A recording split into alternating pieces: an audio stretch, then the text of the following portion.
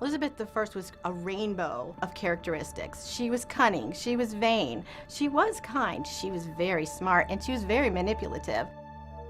The daughter of Henry VIII and Anne Boleyn, Elizabeth was born on September 7, 1533. Elizabeth I's childhood was tumultuous after her father executed her mother.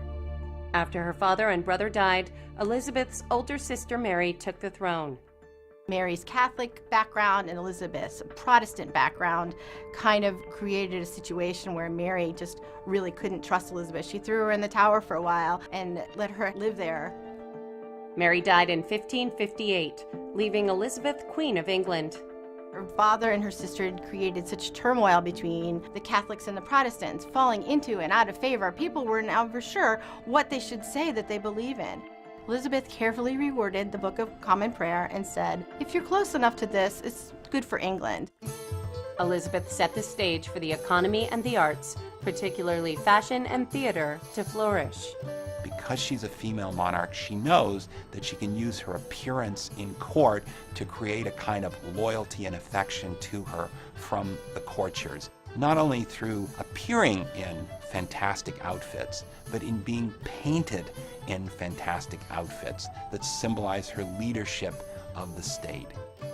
In 1567, Elizabeth arrested her cousin, Mary, Queen of Scots, for her alleged involvement in several assassination attempts, and had her executed in 1587. Though Elizabeth's reign was solidified, at 34 years old she had yet to marry and produce an heir. It's very clear that she didn't want to do what her sister had done, which was to marry a powerful European monarch who would regard himself as a co-ruler. It's also likely that she didn't want one of her own subjects to become her husband, which would give him a kind of power and authority over her. In 1588, Elizabeth's navy defeated the invading Spanish Armada, the most powerful force in Europe at the time.